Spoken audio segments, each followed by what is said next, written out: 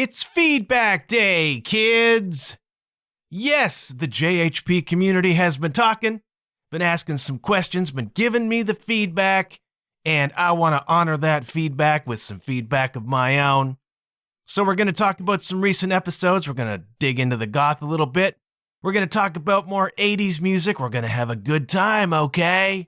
I'm glad you're here, and we'll get to it on the other side.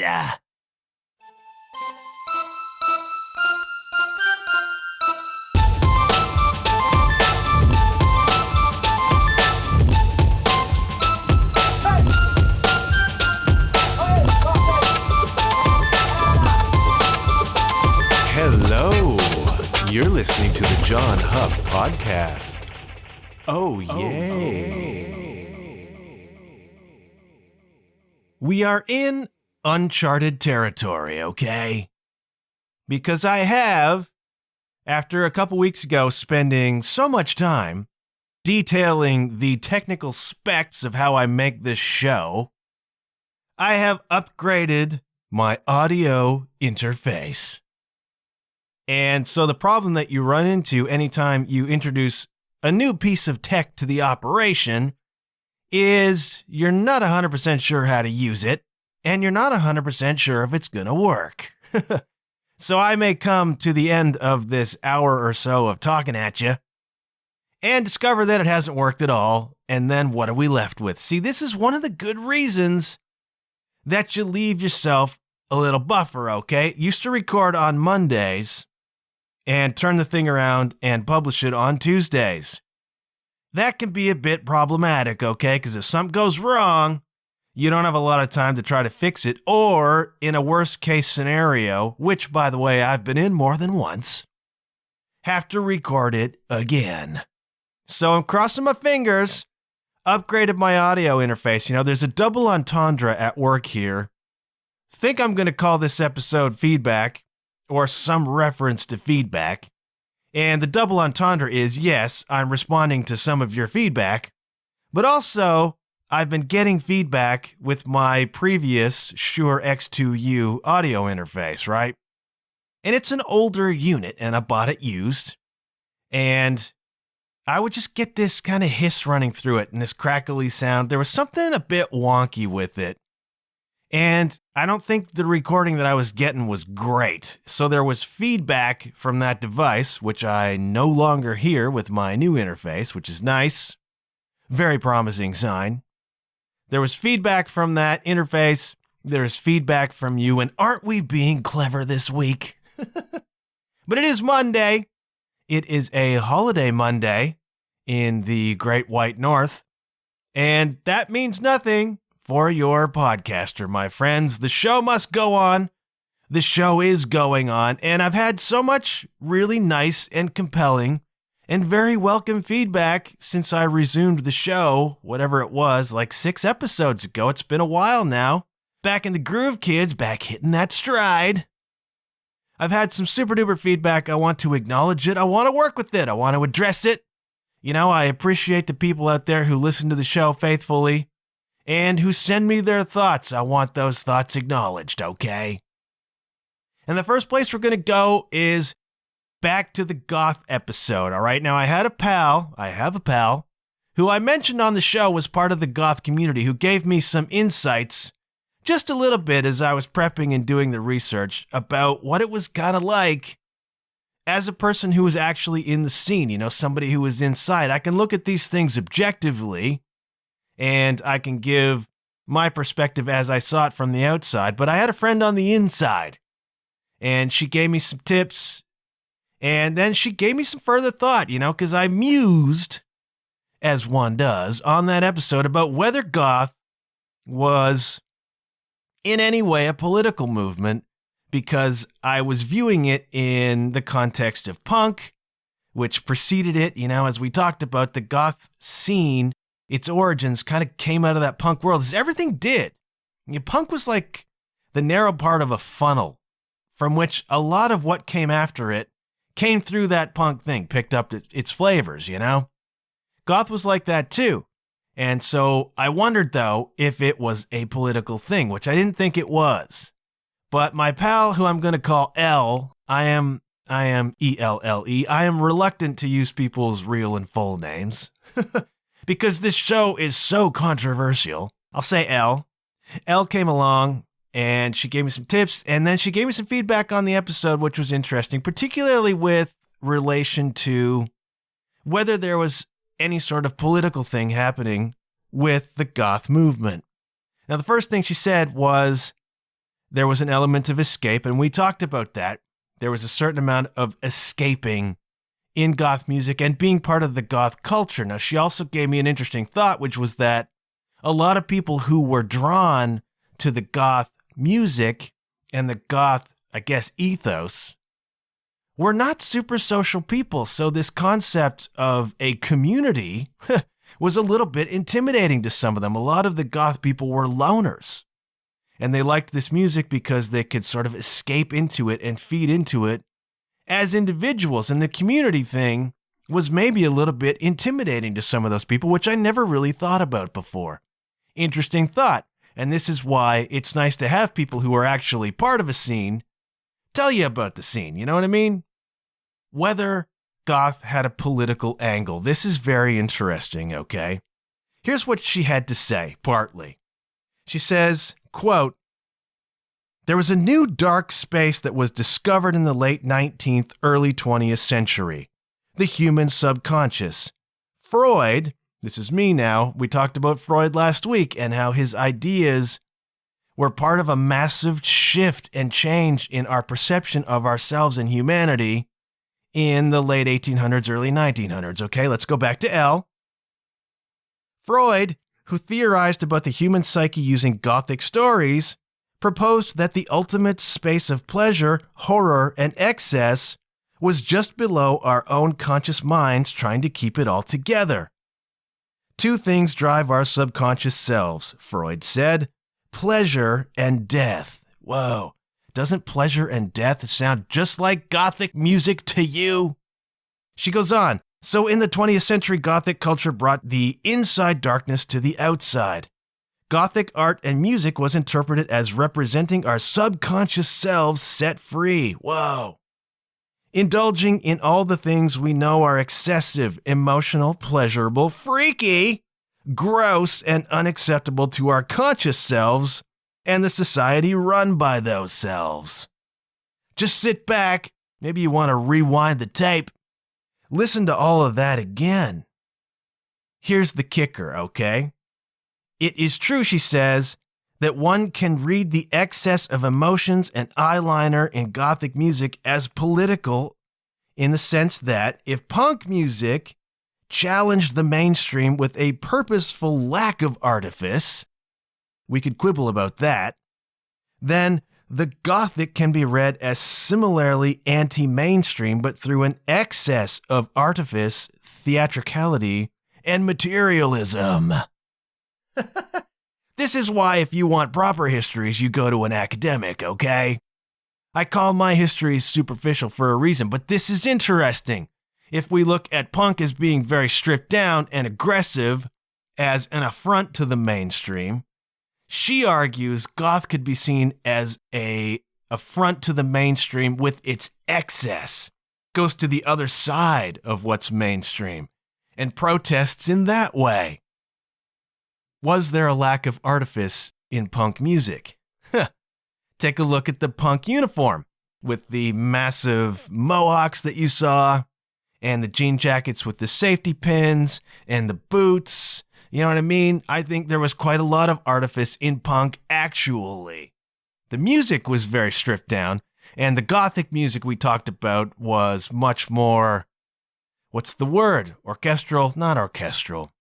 There was a lot more going on, I guess, in the arrangements of a lot of the goth music, especially as you got into the 80s. Things got to be, excessive. Excessive is a good word for goth. And punk was very stripped down. It was a much different approach, but I think there was artifice in punk, especially maybe the second wave, like the people who jumped on to punk as a trend and then began wearing the uniform and playing the music. And maybe the early adopters, it was less artifice, more of a real thing. But there was a uniform, man. There was a uniform in punk, and there was a style and an approach that was very in your face deliberately. The real punks wanted to make the mainstream angry. They wanted to walk down the street with their foot-high green mohawk and have respectable people walk by and shake their heads. There was an artifice happening there. And there is in goth as well. But what is interesting is that my pal L talked about this notion of escapism and this concept of context, I guess. Goth as excessive in context against the mainstream. Punk as somewhat minimalist in response to the mainstream. And metal was like that too. The glam metal scene was the response to a mainstream as well. But that response was, let's blow our brains out, kids, in a metaphorical sense. Let's have a good freaking time. Nothing but a good time. The glam metal scene was about looking good on TV. First off, it was about looking good on TV. That's what MTV was all about, man. Music became visual in the 80s, right? And so the glam bands looked good on TV. And so that's partly what that look was all about. But also there was an escapism happening. We are escaping the squares who run it all. Our parents and our teachers, you know, the Twisted Sister videos and stuff.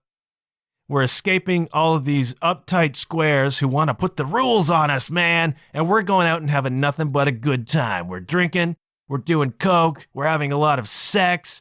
We are running wild because we are young, wild, and free. There was an escapism there, but it was all, in every case, punk, goth, rock, an escape or an affront in one way or the other to a mainstream. And it all ties together in that way, but it's compelling how that gets presented through different lenses, I suppose, you know? But I like this. I like what L is saying about how goth did maybe have a political angle, or at least a response to a political kind of thing. Very interesting stuff, and it's not something I've thought about, and it's not something you know unless you talk to somebody who lived it. Elle lived it. She is a incredibly bright and articulate person who delivers to us some depth of thought on the goth thing that maybe we hadn't considered before, and thank you so much, Elle, for that.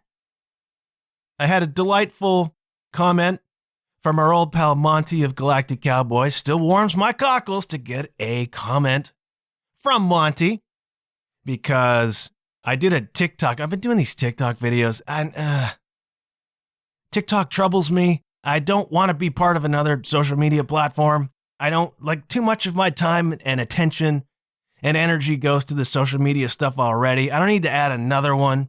You know, I heard TikTok described as crack cocaine for young minds. And it kind of is. It's just like this relentless stream of new stuff to look at. Scroll. I mean, we've been through this before, right? But you kind of got to be on the socials if you want to promote a podcast, particularly as an independent podcaster who ain't got a network behind them doing all the work, you know, doing the advertising, doing the plugging, doing all the promotion. I am a one-man show, quite literally. Everything from conceiving these episodes to recording them to editing them to publishing them to marketing them. It's all just me, man, and I only have so much capacity. But I thought I would experiment with TikTok, trying to pull in that young generation because they all want to know about the 80s music, all right? So I've been doing reels. Probably some of you have seen my reels out there. And so the reels that I do to plug the episodes, I shoot in my little studio, you know, just hold up the phone and do it. Like 30 seconds, 20 seconds. 30 seconds is excessive, by the way. 30 seconds is too long. People won't hang around unless you're lip syncing in a bikini top, which, you know, if it comes to it, I will try. But I did one that was pushing the 80s episode where I talked about phone booths and my theory about heartbreak phone booths and why we don't have love songs anymore. And in the background of that, you can see a couple of pieces of art, one of which is by our old friend Denny Goche, who does some really bizarre and cool digital kinds of art. And he's done some prints, and I have one, and it's great. And the other, which you can see, is the inside cover art from the Galactic Cowboys Machine Fish record, which I think is my favorite Galactic Cowboys record. It's a cool vibe on that album. And it fell into my lap somehow. I got a message one day from a guy who says, look, I have the original art that Monty painted. I have the original canvas. I'm looking to unload it. Would you like to purchase? And I said, ja, ich möchte das Painting kaufen. So I did, and I have it, and it's one of my prized possessions, the inside cover art from my favorite Galactic Cowboys record. I have the original painting, and it's sitting, and you can see part of it in the corner of my little teaser videos on the TikTok, which I post around to Facebook and wherever. So I got just a little note, a comment from Monty himself to say, great vid, great painting, great theory. My theory about phone booths in the 80s. Something was going on with phone booths in the 80s, kids. So thank you, Monty, for that. Thank you for noticing your own work on my shelf. Very, very cool. I want to surround myself with art created by people I know. That's the next thing. I want to be kind of a curator of art by people that I know. So if you're out there and you are an artist and you are a painter and you have stuff for sale or to give to a good home, I would like it. All right. I am a big fan of art. I didn't even realize I was such a big fan of art, but I am. And I'm beginning to gather this small collection of art by people I know. And I would like your art too, kids. So let me know if you have some. All right. I'm very interested. Thank you for Monty. I got a note from our old pal Ken the Zen, who said that he enjoyed the episode about the ballet last week. Who knew? Ken the Zen, I always suspected, was a big ballet fan, of course. He's always, humming Stravinsky lines to me. Thank you, Ken the Zen, for saying you enjoyed that. And I got a note from our old pal Jay, who said he listened to that episode twice. I thought I was the only one who listened to my episodes more than once, you know what I mean? Jay listened twice so he could go back and catch all the stuff that was in there. There was a lot in that episode. That episode, like the goth episode, took a lot out of me, man. Took a lot out of me. There was a ton of research and YouTube and listening and trying to piece it all together. And I really enjoy doing that work, by the way. I really enjoy digging in to a subject that interests me and then building the context around it. This is what makes a superficial history work for me, is when I can take this event that happened one night in Paris. One Night in Paris, I believe, is the title of the pornographic movie starring Paris Hilton. If I'm not mistaken, I think that's what I read on, TMZ. Not what I'm talking about, okay? Although there's some context around that too, and I don't think we'll go there. Maybe on the John Huff podcast After Dark, we'll do One Night in Paris. But an evening in Paris where they had a riot at the ballet is what it is. And that's a fun story. But for me, building the context and being able to go back, 60, 70 years to try to set the stage for something like that is a ton of fun. But it's also a ton of work. Fortunately, at this moment, I have the time. The upside of being underemployed is that I have the time to do that. There are downsides to being underemployed too, which I probably don't need to tell you about. Jay went back and listened because there was a lot in there. From Impressionism to the Eiffel Tower to what actually happened to Nijinsky to Russia to the whole thing. There was a lot going on there. I had to triple and quadruple check those notes too, man. So thank you for going back and digging in twice, trying to get the flavor. I appreciate that. But by far, the biggest response I got to probably any episode I've done was the 80s, the Pop Goes the Podcast episode. People loved that because I know that my audience demographically is 40 and 50 somethings. I'm trying to get to the kids on the TikTok. We haven't really got there yet, but I know that most of my audience lived the 80s or close to it. Gets what I'm talking about, is nostalgic, has warm cockles about the thought of those days. Those hot summer nights in our radios. And so there was a ton of feedback on the 80s, and it inspired what's going to be more conversation about some of that music, man. I got a message from Dooz, whose art I also want on my shelf, by the way. And he said that probably the tune that takes him back is Always Something There to Remind Me. That was a tune by Naked Eyes. Remember that one? Always something there to remind me. Remember that one? That was a great one. Something I didn't know about that tune, Naked Eyes, Always Something There to Remind Me. That tune was a cover. I did not know that. Apparently, the original tune was written by no less than Burt Bacharach himself. Ladies and gentlemen, Burt Bacharach. And Hal David, and a cat called Lou Johnson released that in like 1964 and kind of had a hit with it. I had no idea that that was a cover. And I think that's probably the biggest Naked Eyes song.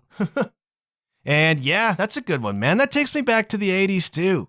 And he mentioned Down Under by Men at Work. Remember Down Under? Well, of course you do, because it still gets played 1,000 times a day. Big hit for Men at Work. And interesting stat, interesting tidbit about Down Under by Men at Work is that in the early, like 2009, 2010, there was a huge lawsuit over that song. Now, if you think back, there's a flute part, and I don't know, man, flutes in rock and roll. I mean, you can have Jethro Tull, and that's okay. There's a flute part in Down Under by Men at Work, which is basically a ripoff of the song Kookaburra. Remember Kookaburra? Kookaburra sits in the old gum tree. Da da da da da da da da da. That is an Australian like legendary song, and Men at Work pulled that in. That is the tune that's happening with the flute in Down Under, right? Big lawsuit by whoever owns the rights to Kookaburra, and at like 30 years, 20 years, whatever, they went after Men at Work for that part that's in Down Under, and so there was like a big lawsuit, like a 2-year lawsuit about whether Men at Work, there was a copyright infringement on this melody for Kookaburra. And I think a lot of people thought, I would have thought, that's like a public domain song. It's just like a classic Australian, I don't know, folk song or whatever. But apparently somebody owned it, was not pleased that Kookaburra was used in that way, and sued the Men at Work. Thank you very much. I got a message from Gwendolyn, our old pal Gwendolyn, who lived the 80s just like I did. And she loved that episode. A lot of people really loved that episode, and it warms my cockles to hear it, man. So Gwendolyn said, yeah, 80s, Bon Jovi, and Journey, of course. I talked about Steve Perry on the episode. And yeah, Bon Jovi, I hated Bon Jovi. Interesting, right? Like those of us who were 13 and stupid around the time that Slippery When Wet was happening, 13, 14, if we were into the metal, if we were listening to Dokken records, you know, and Crocus, that sort of thing, Twisted Sister, Van Halen, we hated Bon Jovi. We hated Bon Jovi for 2 reasons. A, they weren't heavy enough, and B, girls liked them. We wanted girls to like us. Girls didn't like us. Girls liked John Bon Jovi. And I can't compete with John Bon Jovi. Couldn't then, can't now. And so a lot of us who are dudes who are into the glam metal scene really freaking hated Bon Jovi. And I gotta be honest, I never really got over that. I don't hate Bon Jovi now. I try my best not to hate anything or anyone. Not a big Bon Jovi fan, although I certainly appreciate the legacy of Bon Jovi. And man, you want to talk about a band that could write an anthemic arena chorus? Last weekend, Ken the Zen and I did our dog and pony show at a little pub in the area. And as is wont to happen at one of these gigs, people are always coming up to us and saying, can you play this? Or come up and say, will you play that? And, you know, we try our best to indulge when we can. So somebody came along and said, play Bon Jovi. It's a guy on a cajon and a guy holding a guitar. Play Bon Jovi! It's like, okay, we'll take a shot at it. And Ken the Zen, being the master musician that he is, sorted out the bass line to Living on a Prayer. Dun, dun, dun, dun, dun, dun, dun, dun, right? So we got that going, and then I started picking up on my laptop cajon, playing the groove, and then I sang the first verse and chorus of Living on a Prayer. Never owned a Bon Jovi record, but I know all those lyrics, you know what I mean? Tragically Hip is like that too. Never owned a Tragically Hip record, but I can sing off the top of my head like 20 songs. That's how much radio time these songs have had, man. So I sang the first verse and chorus of Living on a Prayer, and it went just fine, thank you very much. And it's like, yeah, Bon Jovi were masters at writing hooks and big arena choruses. You can't beat them on that. You can't beat them on that.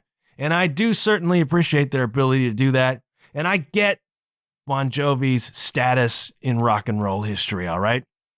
This is one of the biggest bands of all time, you know? And they were a unique entity. Even back in the 80s, they were a unique entity, man. And that's why 30 years later, Bon Jovi is still out there touring. I don't know how well John's doing. There's been a lot of criticism of his voice these days. But the fact is, they are a band that's remembered because they were somewhat unique, you know? And they had their own kind of sound and their own kind of vibe, and chicks dug them. And if you got a band, what chicks dig, you got a shot at longevity, my friends, as long as you don't freaking screw it up. And I don't think Bon Jovi ever really screwed it up. It was on the news. This is how big they were. This is how you know your band is big, kids. It was on the news when John Bon Jovi cut his hair. Early 90s, whenever that was, I remember seeing it on the news. That's how you know you've arrived, okay? When I cut my hair off the first time, nary a word was spoken about it. You know what I'm saying? So, hey, kudos to Bon Jovi for doing what Bon Jovi has done, all right? Whether you dig him or not, whether you dug him or not. And Journey, of course, but some interesting stuff. Gwendolyn brought up roller skating. How many of us roller skated back in the 80s? I was like 10. You know, I did not have a long run at this. But 83, 84, whatever, 85, 82, roller skating was like a massive freaking thing for the kids, man. And on Friday night, you'd go to the roller rink because they existed. Buildings dedicated to roller skating existed. And you'd go with your little buddies, and you'd scope the girls, and you'd listen to We're Not Gonna Take It. And you'd all go out there and roller skate. And it was like a thing. It was like my favorite thing. And then it died immediately, like almost overnight. All the roller rinks were gone. And they're still gone. And I don't know why that happened, but it just fell immediately out of popularity. And I don't know why. I don't know what happened. They turned the roller rink in my town into a freaking furniture store, man. How tragic is that? How square. And it turned us all goth. It turned us all goth. Like they're turning our roller skating rink into a furniture store. That's as stale and lame as it gets. That's as boring as it gets. We're all putting on black eyeliner and black lipstick because we're going to excess of Artifice in protest. I never got the connection between roller rinks and goth before, but now maybe it's coming into focus. And I'm pretty sure that outside that roller rink, there was a phone booth. That might be the nexus of the universe. Next time I'm in my hometown, I'm going to go back and look and see if there's a nexus of the universe there between roller rinks, furniture stores, and a phone booth. I bet something's going on. I started roller skating again recently. Oh yeah, kids, I started roller skating again recently. Now I got some friends. Elle is one of them. And there's like a community center here in L-Town where on like Wednesday nights they have roller skating. It's an arena normally used for ball hockey, but you know, Wednesday nights it's roller night. And so a bunch of people go, and then they said, you should come, because I said, I used to roller skate back in the day, man, I could trip those lights. And so I did, and I went, and I rented skates, and modern skates are good, man, they're cool. And I put them on, and I was pretty wobbly. Gotta tell you, I was pretty wobbly, man. But it's like when I went ice skating last winter for the first time in a very long time. The muscle memory is latent. The muscle memory sits there, and then it just kicks in. So I went around 3 or 4 or 10 times or whatever, and my hips hurt. My shins hurt. And then all of a sudden, it just became a little bit fluid again. You know, some latent muscle memory just kicked in. And it's like, whoa, I remember how this feels. I remember what this is. And there's people who, you know, you can tell have not stopped roller skating since the 80s. And they're going backwards and they're dancing in unison. And the first time I went, it was 80s night. So they were playing a bunch of 80s music. And if you just closed your eyes, if you squinted a little bit, if you blurred your field of vision like human beings are capable of doing, it could almost be 1984, man. It was a cool feeling and I really enjoyed it. And then I've been back a few times, roller skating on a Wednesday night. And it brings back a lot of memories, warms the cockles, man, and it's fun. 80s night, people were dressed up too, you know, there was a whole thing. And 80s is so kitschy, you know, but it was fun. And there's a vintage arcade downtown too. I was there on the weekend. Have I talked about the vintage arcade where they got like 100 original classic arcade games? You got your Space Invaders, you got your Pac-Man in various forms, and you got Double Dragon and Mortal Kombat and a bank of pinball machines. It's an 80s. You step through the door and it costs $5, all you can play. Now I'm sitting there and I put my quarter into the Space Invaders machine, thinking I used to play Space Invaders, and I lasted 45 seconds. And I would go to the Galaga machine and I last 32 seconds. And the Defender machine, a minute. You know what I mean? And I'm like, how did we do this back in the 80s when every one of those plays cost $0.25? Man, oh man, like we must have gone through, I don't know, hundreds of dollars just trying to get anywhere on these freaking games, man. Now it's like you pay $5 at the door and it's all wide open. You hit player one and away you go, you know? And so you can finish games that you never finished before because it doesn't cost you $38 to do it. You know what I mean? Super fun. So I've been roller skating. I've been at the vintage arcade. Man, it's like rolling back the years. Gwendolyn talked about Billy Joel, and that's interesting too, you know, because I was never a huge Billy Joel fan, but I do remember the song Still Rock and Roll to Me. When I was a little kid, that's one of the first songs that I remember is Still Rock and Roll to Me by Billy Joel. I was like, I don't know, 7 maybe, something like that when that tune was out. I think that was 1980. So yeah, I'm like 7 years old. I'm pre-online at this point. You know, I'm not even there yet, but I do remember that song. And there's a curious moment in that song. You drummers out there will know exactly what I'm about to talk about, because that tune kind of swings, right? What's the matter with the car? I'm driving it, you know, da da da da da, right? There's a swing on that tune. And then all of a sudden, there's just this fill, this weird straight 16th note drum fill. It's like one bar. Liberty DeVito, man. The legend, Liberty. And I don't know who came up with that, but it is as out of context a drum fill as you can do. And it stands out. I mean, that's an air drumming moment, but very few people can air drum it properly because it's so out of context. I just imagine arms flailing, not right, but there's like a one bar, straight 16th note fill down the toms in a tune that swings. And it's very weird, but again, memorable. And hey, how about Liberty DeVito? I just made a note here. It's at 1:22 of the song, but you know it.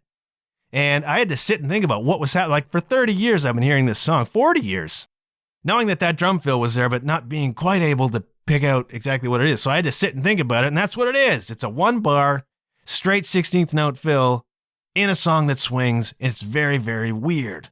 Still rock and roll to me, but I remember that tune, and I'm all right with Billy. One of my show-stopping karaoke songs is Piano Man.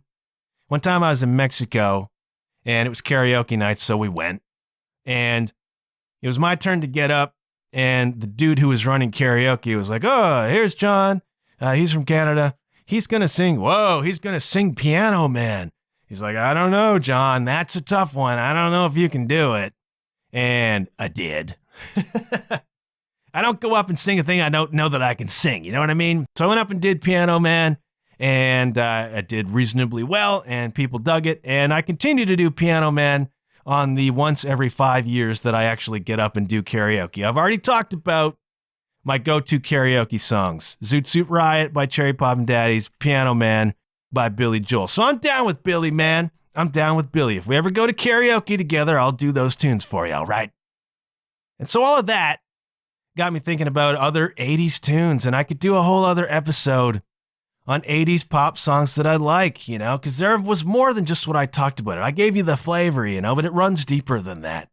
And it brought back just more fun memories of some of this music. And the Toto song, Africa. Everybody loves Africa, those angelic harmonies on the chorus. I dug into Africa by Toto. And it's interesting because it's another one of those songs that almost didn't get released. So Steve Porcaro and Steve Lukather of Toto didn't dig the song. They thought it was unlike what they do and thought it was kind of silly. They didn't really get it, They didn't want to release it. And the guy who wrote it fundamentally was David Paich. And he was like, started writing this song and, quote, I sang the chorus out as you hear it. It was like God channeling it. I thought, I'm talented, but I'm not that talented. What did we talk about last week? Stravinsky letting the rite of spring come through him. So it was with David Paich and this chorus of Africa. It was like God channeling it. I just let it come through me, Funny how that happens if you can let go and just allow. Which I'm not good at, but apparently David Paich is, because he wrote this tune, Africa, along with Jeff Porcaro, the drummer. The two of them kind of made this. And I watched the video, and I'm like, you can't do that video now. The video's weird. A lot of 80s videos were weird, That was the golden age of videos. You had to do something kind of like a story, something unique, something interesting to look at. Now nobody even pays any attention, We got 8 million things to look at. We don't bother looking at the video, but it's weird, and I don't get it. But it's like David Paich is poking around this library, and there's a librarian who keeps kind of glaring at him.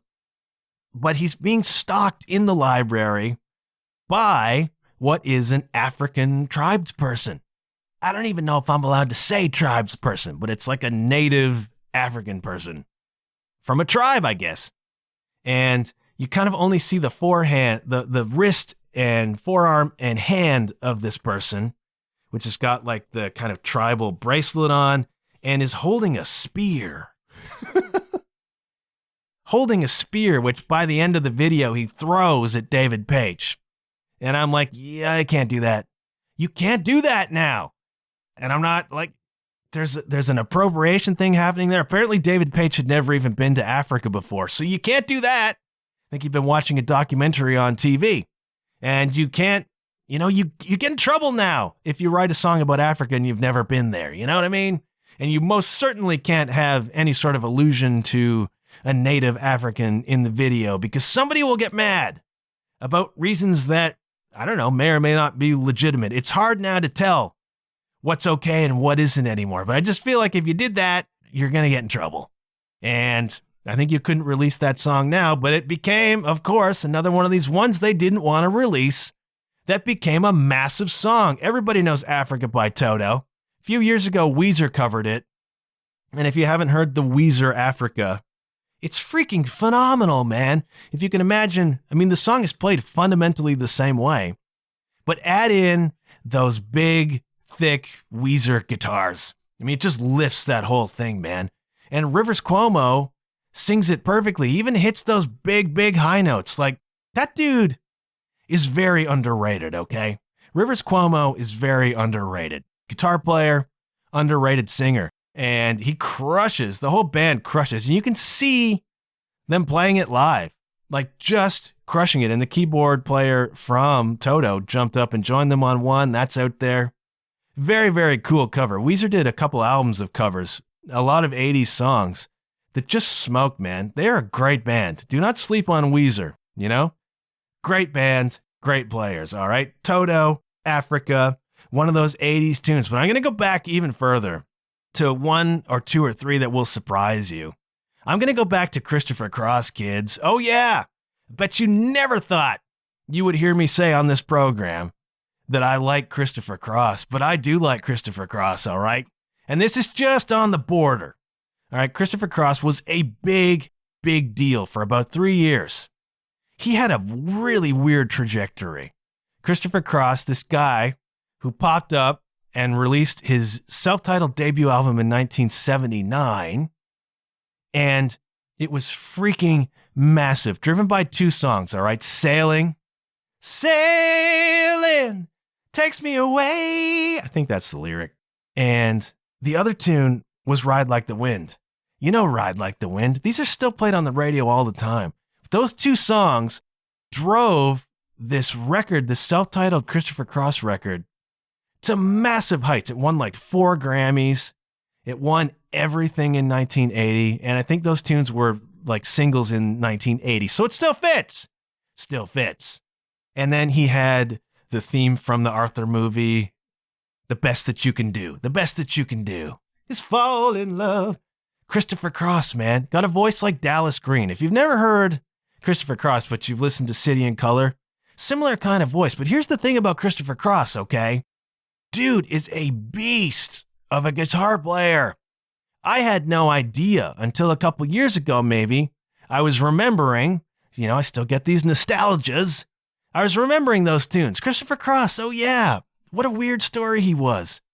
Great songs. And so I went back and I looked, and there's like live footage of him playing Ride Like the Wind, playing everything, because he still plays. And dude is wailing on guitar. Legend says, I think this is confirmed, that there was a point in time when, for some reason, Ritchie Blackmore could not play a Deep Purple show, and Christopher Cross was hanging around, and he jumped up and played the Deep Purple show on guitar. You know what I mean? Christopher Cross is a great guitar player. Absolutely great. And he had this record, this self-titled debut with Sailing and Ride Like the Wind. Massive songs, won 4 Grammys, was around for a couple of years, and then disappeared. Disappeared because he played soft rock music, fundamentally 70s soft rock, and that whole thing became passé.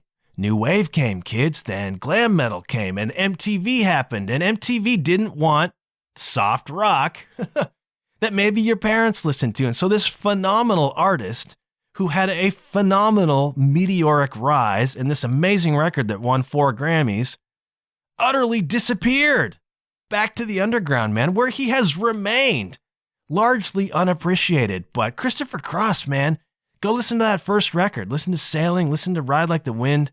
This dude was great. And those songs, again, were early ones for me. I was coming online.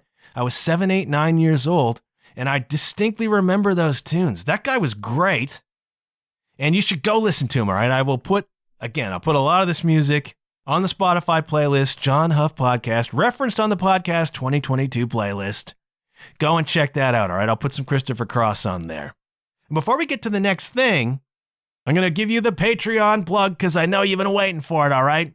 Very quickly, kids, I do have a Patreon page for this podcast. It is patreon.com/John Huff Podcast. And if you are inclined to support me in the work that I'm doing, I have one tier of membership. It is $5 a month. You can think of it like you're flipping me a $1.25 tip for every episode I do. $5 a month helps me cover my expenses, helps me get this thing, just pushing it a little farther, trying to grow this thing. I so appreciate the people who have signed up so far to support me on Patreon. And I like Patreon because it is voluntary. You do not have to listen to me do a bunch of ad reads for products that you've heard advertised 8 million times on other podcasts. You endure the Patreon plug, and I get supported in a way that is hopefully, less inconvenient for you and less of a bother. And Patreon is about the goodness of your heart, my friends. Patreon is about you saying, I like what this person is doing. I want to help this person do that better, grow, be supported in it. And I so appreciate it, and if you're not inclined to support that way, that's totally cool. The podcast will remain free and accessible wherever you enjoy fine podcasts. This is just you saying, I appreciate what you're doing here. Let me help you a little bit. You don't want to do that? Totally fine. Share the episodes. Please share the episodes if you like them. Tell your friends. Go tell somebody. Ratings and reviews on your favorite podcast platform. Please do that. Seriously, please do that. Go to Apple. Give me a review, preferably a positive one. Click a rating, all of this with the great algorithm in the sky helps the show get noticed. Show gets noticed. I get more listeners. I'm able to grow a little bit. You know, it gives me just a good feeling inside. You know, I appreciate you listening. I appreciate you supporting in any way that you can. I'm going to get away from the Patreon plug now. Patreon.com/JohnHuffPodcast. And thank you kindly for your support. The Alan Parsons Project. Remember the Alan Parsons Project? I didn't know a lot about Alan Parsons. Alan Parsons? Apparently, dude worked on the Abbey Road record as a producer or as a studio person. He worked on Dark Side of the Moon. Alan Parsons had this great production background, and you hear it in his own music. So the song that I like so much is Eye in the Sky. What else could it be? I don't think anybody can name another AP song. You know what I mean? I am the eye in the sky looking at you. Apparently that was about surveillance cameras. Alan was not pleased with all of the surveillance going on, and I don't know what he's saying about the way the world is today, because you got your neighbors filming you and putting it on TikTok, for crying out loud. I love that tune. I played drums to that song a lot because it's just got such a nice groove to sit in. There was an instrumental on the record. I think it's called Serious. There's an instrumental that leads into the actual song. But then that keyboard part comes in, and it's just so haunting, you know? There's something very dark about it, and I like it. And the chorus is amazing. I love it. Such a good song. And I've seen recent live footage of, Alan Parsons Project playing that song and crushing it, man.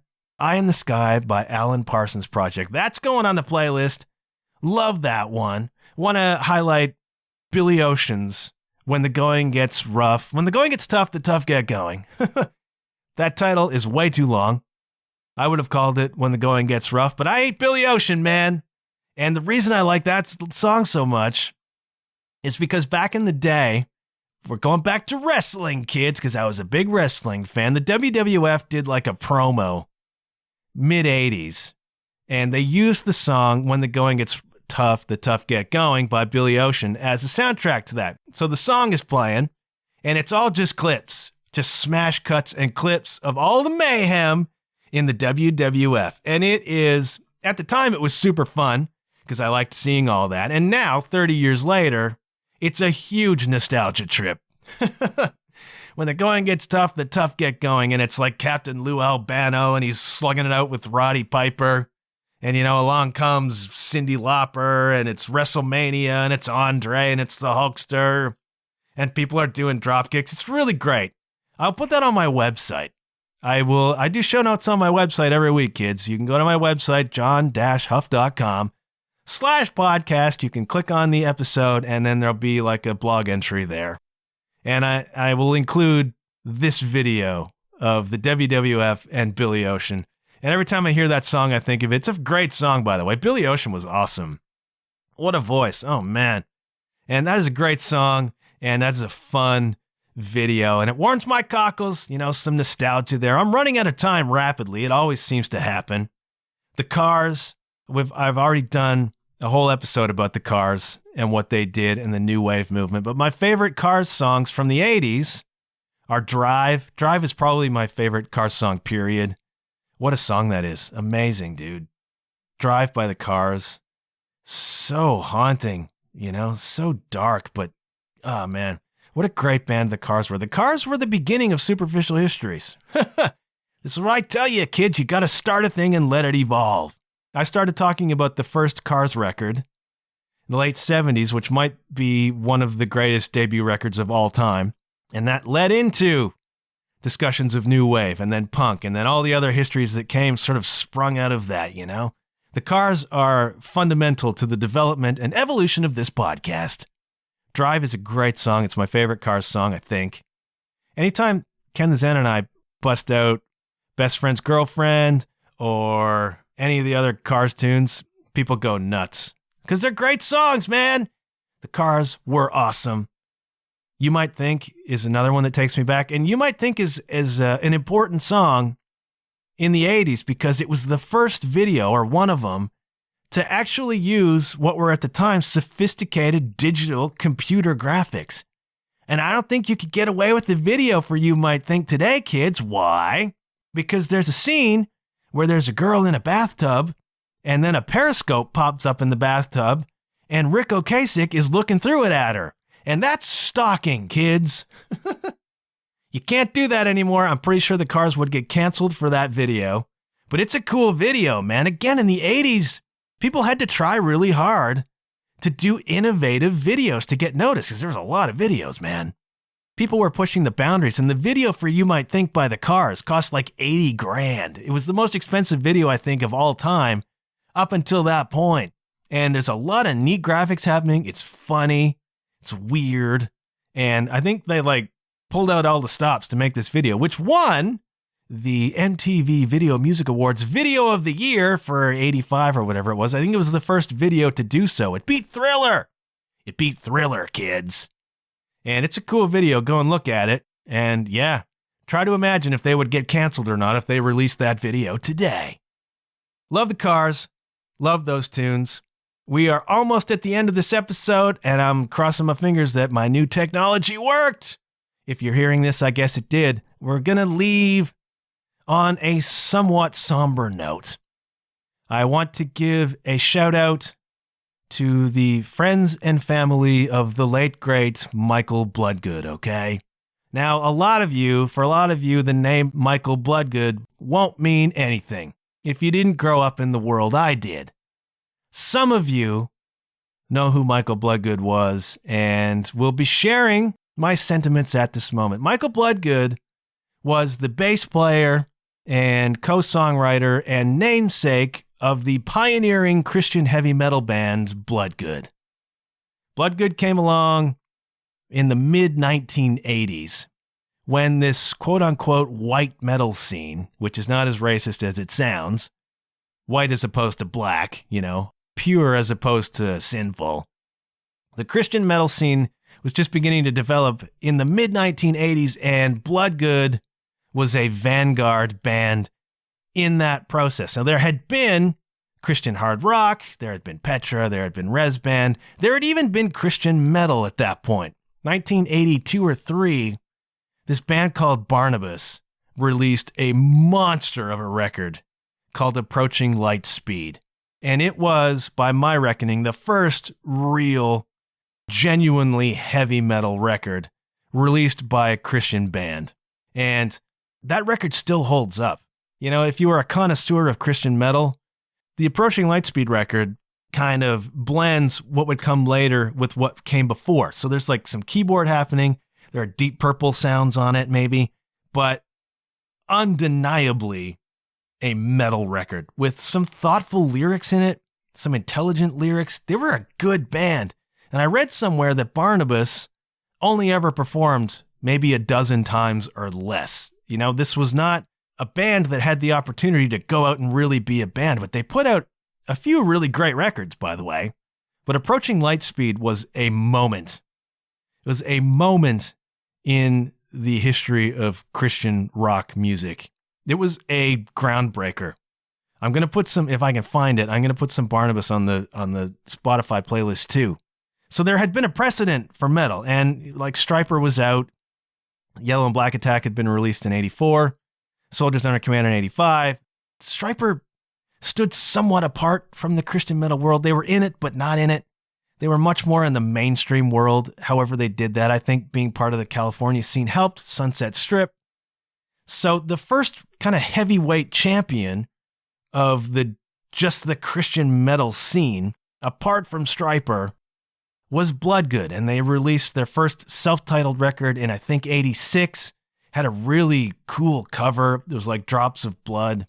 And one of them just in there was a light flare on it, and there's a cross in it. Very subtle. You could see, and a genuine heavy metal record by this band Bloodgood from Seattle.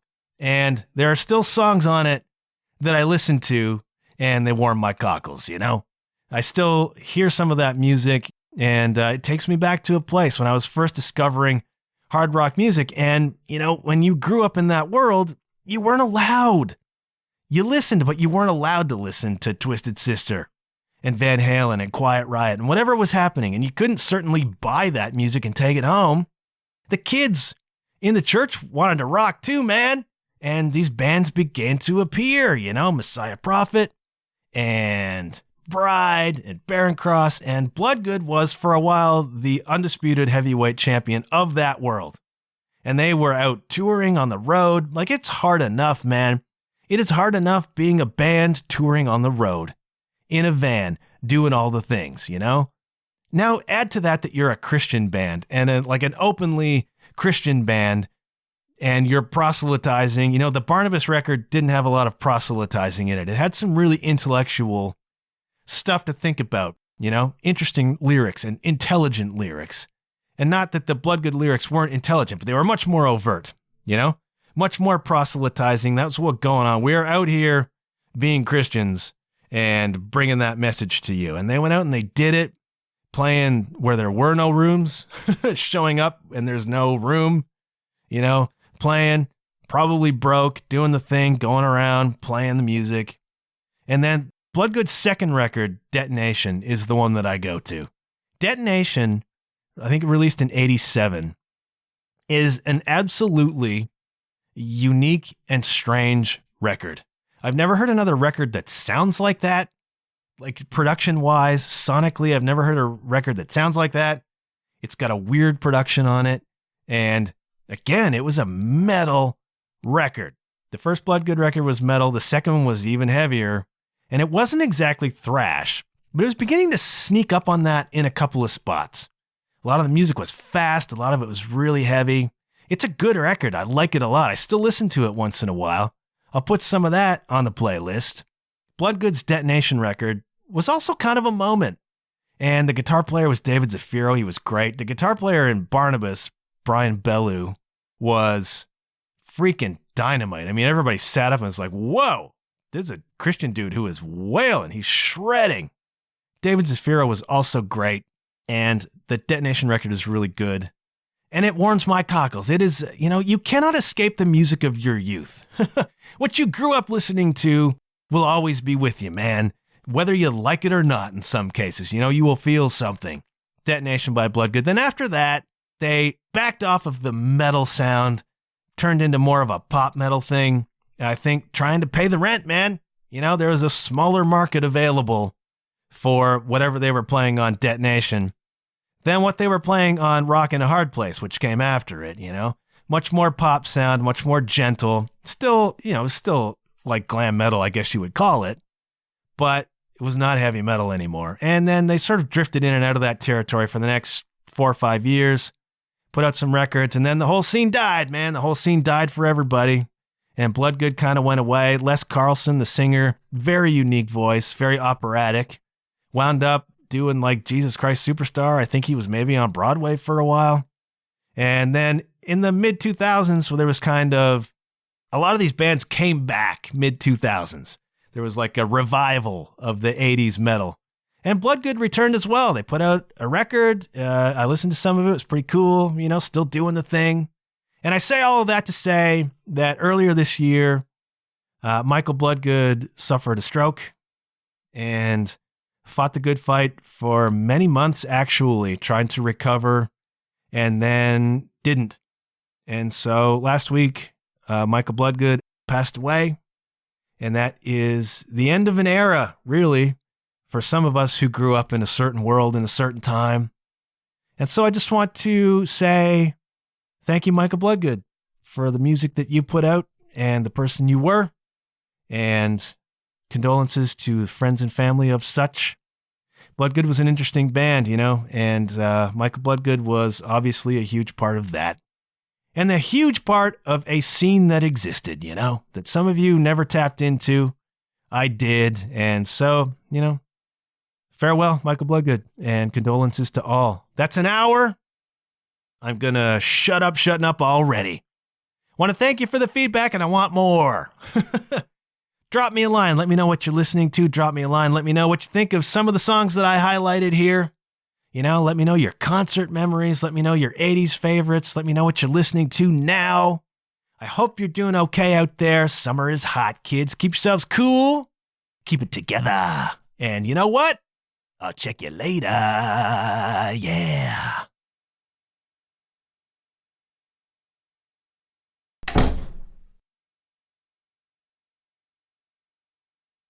I bless the rains down in Africa. Nobody knows what the words are.